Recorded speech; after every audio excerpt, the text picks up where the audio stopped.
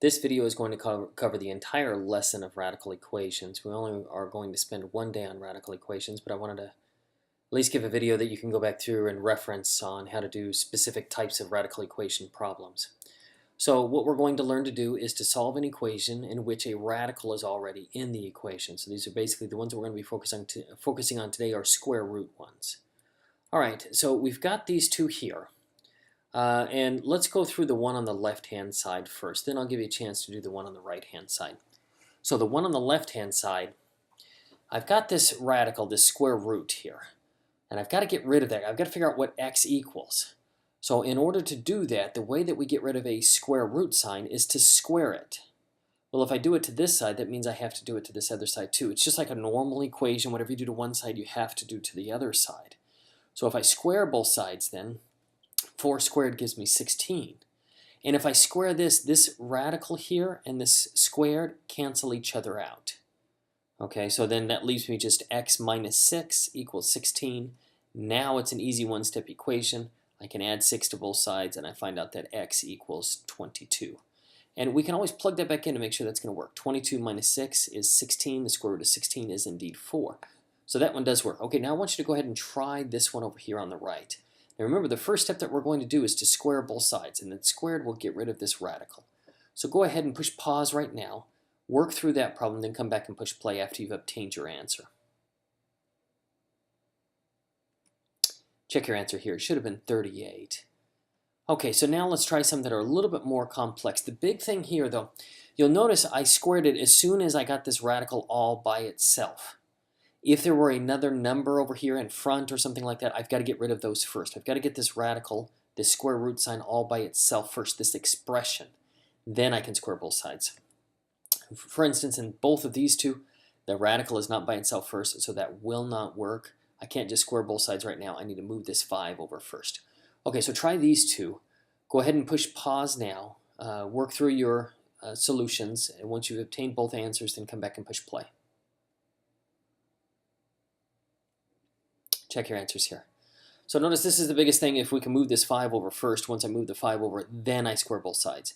On this one, a similar process. I'm going to move my 4 over first. Then once I've isolated this radical, then I can square both sides. That's how I'll get rid of it. All right, so let's try this one.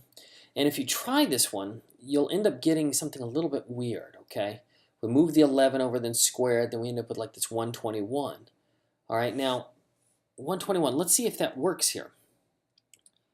That's what you should have gotten here was 121. If I plug that back in, square root of 121, I'm plugging that in for x just to make sure it works. Square root of 121 plus 11. Okay, well the square root of 121 is 11. So 11 plus 11 does not equal 0. So you'll notice we did all the math right, we did the process correct, but we ended up with what we call an extraneous solution. Okay. In other words, there is no solution on this one, no real solutions.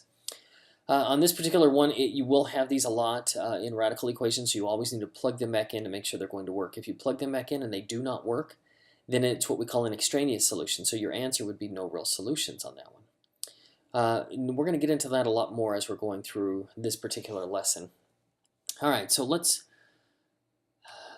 try ones, these are a little bit more in depth. This is the same thing as negative 4 times the square root of 7r plus 4 equals negative 20. So again, you're going to have to isolate this square root first. So in other words, you're going to have to get rid of this negative 4. Go ahead and push pause now. Work through the problem. Once you've obtained your answers, come back and push play.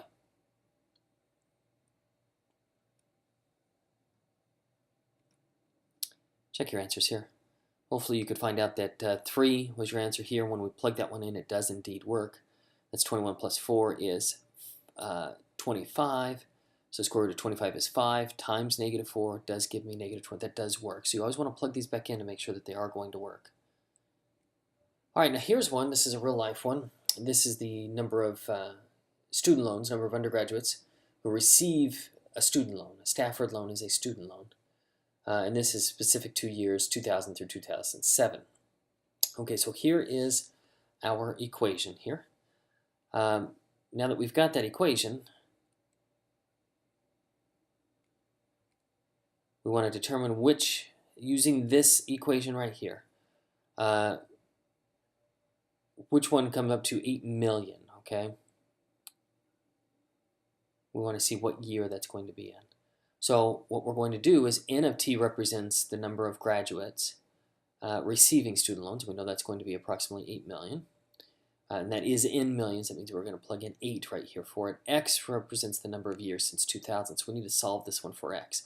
So you're going to plug in 8 for n of t, and then we're going to solve this one for X. So push pause now. You should be able to work through this one. After you've obtained your answer, come back and push play. Check your answer here. It should have been 2014. Hopefully you obtained that X was 13.7. Now, I rounded this one, and that's fine. And I didn't ask you to round it up here, so you're okay if you didn't. That's fine. But either way, you should be right around, if you said 2013.7 on down the line, that's fine too. But 2014 is the year in which that one would occur. All right, now let's look at some that are a little bit more complicated. It's following the same process that we did earlier. Okay, we've got square root of 20, square root of 20 minus n equals n. So on this one, we've already got our radical isolated. So now we're going to do the same process in which we square both sides here. The only difference is here, I don't know what n equals. We're going to have to square that one too. So let's do that. So again, this is the same process we were doing earlier. The square root symbol here and the squared cancel each other. So that's going to leave me n squared on this side. Over here, I've got just 20 minus n. Now, I need to get them all on one side. I can get this on this side, or I can get all of these on this other side. It really doesn't matter. For me, I thought it would be easier to always keep this first number positive. In the event that I can factor something, that would be nice. Then it's going to be a lot easier when this my a value here is positive. So basically, I added n to both sides, and I subtracted 20. In order to get it from this side, I subtract 20 from both sides. Okay, so I'm left with this one. Now, if I look at this one, I notice that this one can be factored. Two numbers that multiply together to give me negative 20, but add together to give me 1 would be negative 5, would be positive 5 and negative 4. So my factors on that one are n plus 5 and minus 4. Well, we've been doing these for a long time now. All I need to do is set each of these equal to 0. I can go n plus 5 equals 0 and n minus 4 equals 0, and I can solve each one of them. Move my 5 over, move my 4 over. I find out that n equals negative 5 and n equals 4. So now I've got two answers here, but I've got to be able to plug these back in to make sure these are going to work. So if I plug in 5, 20 minus negative 5 would give me 25. The square root of 25 does not equal negative 5. It equals positive 5. So indeed, this one does not work at all. I plug in my 4 here. 20 minus 4 is 16. Square root of 16 is 4. So that one lines up. But this n equals negative 5, that one does not work. So then my answer on this one is just plain old 4. So this n equals negative 5 is an extraneous solution. That one will not work for me. And you'll see those quite a bit. Sometimes you have two answers, sometimes you only have one. In this case, I only had one. Okay, I'm going to have you try these two. Same exact process as the one that we just went through. So if you need to, you can rewind the video just a little bit and review that one.